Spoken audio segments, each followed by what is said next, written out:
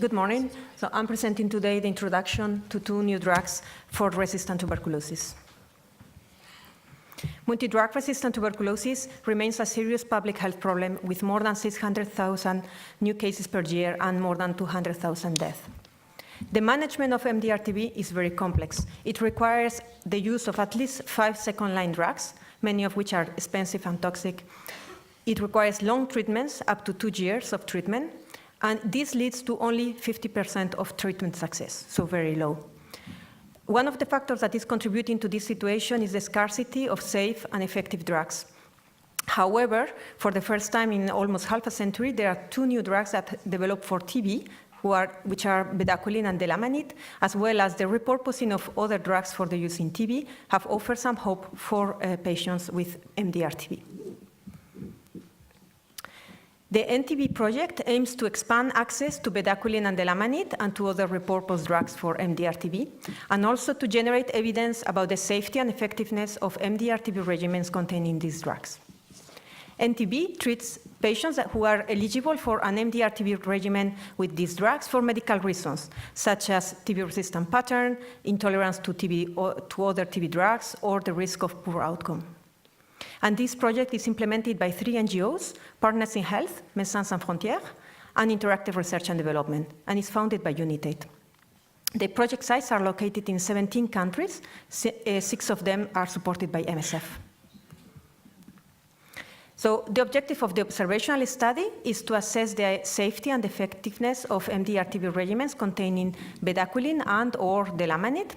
And today I'm presenting results from interim analysis on the number of enrollments in the study, the patient's characteristics, safety aspects, and particularly serious adverse events in the first 6 months of treatment, effectiveness aspects such as culture conversion by 6 months of treatment, and culture reversion by 12 months. This is a multi-center prospective observational study. Patients that are treated in an MDR-TB program with a regimen containing bedaquiline and or delamanid in an endTB site and who provide consent to participate in the study are included in the study. And the study uses only routine programmatic data. There is no any additional intervention, and these data are registered in a standardized open electronic medical record. Serious adverse events are reported to a pharmacovigilance unit that is based in Geneva. So from April 2015, at the beginning of the project, until December 2017, 1,708 patients have been enrolled in the study. In the map, you can see in red the countries where the endTB sites are located, and the percentage of the patients, of the total patients enrolled in each country. So for example, in 22% of the 1,700 patients have been enrolled in Kazakhstan, 17% in Georgia, 13% in Pakistan, etc.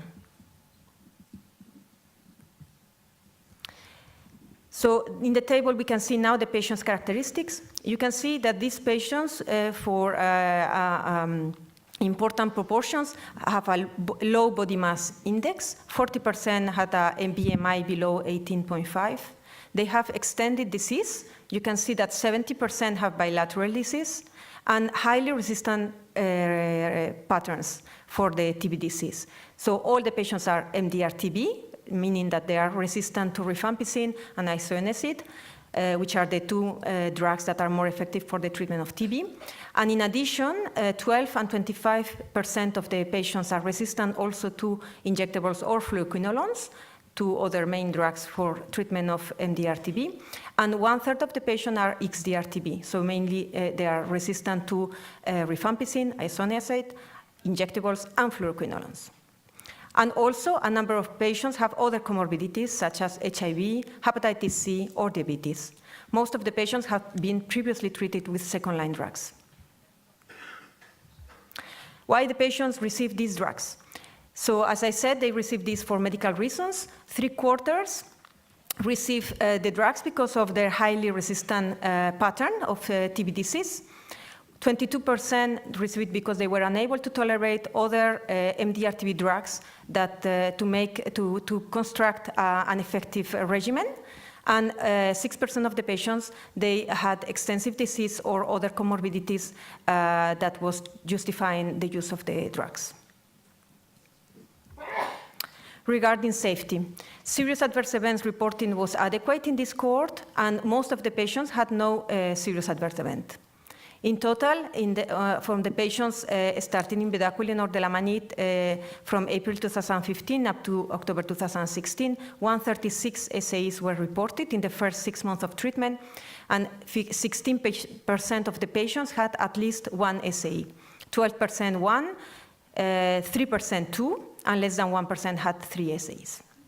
The incidence of SAEs was 3.5 per 100 patients a month, and 5% of the patients had an SAE with a fatal outcome.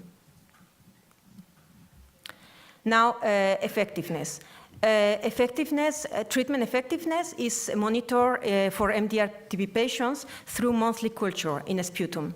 So if a patient has a positive culture in sputum at the beginning of the treatment, and then in the first 6 months of treatment, this culture becomes negative, this patient has more probabilities to have a treatment success at the end of the treatment than a patient that remains positive in the first 6 months of treatment.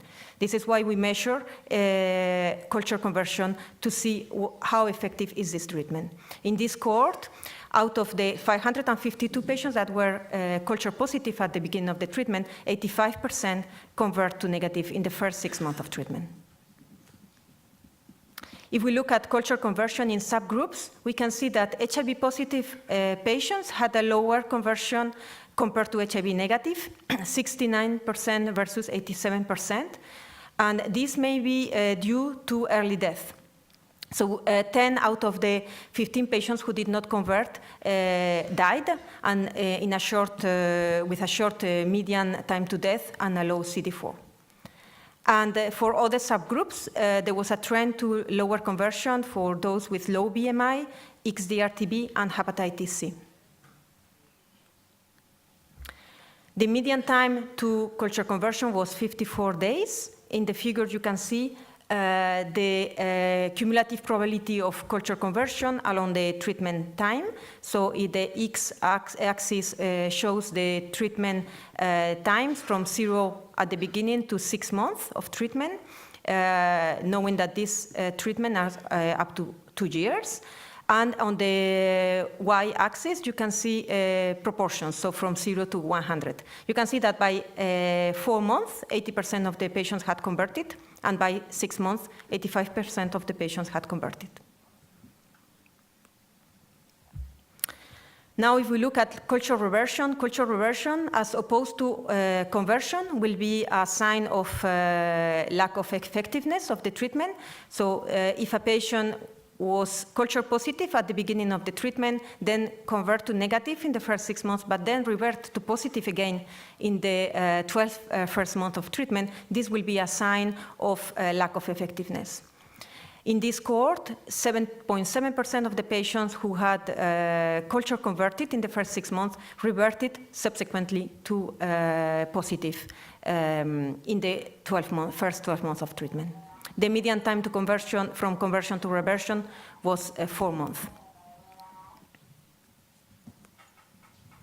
In conclusion, these interim analyses are showing promising results in a large cohort of patients who had highly resistant and extensive TB disease and that are treated with new and repurposed drugs under programmatic conditions.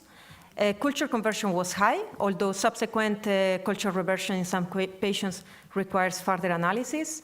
There was no unexpected safety issues attributed to the new drugs, and although these interim results are very encouraging, they need to be confirmed with final and additional analysis that will be done in 2019 and 2020 in the full cohort. I would like to thank the endTB health provider and patients, my colleagues from PIH, IRD, and MSF teams, particularly Matthew Bastar, Molly Frank, and Kathy Hewison, Epicentre colleagues, the national TB programs, and Journée. Thank you very much for your attention.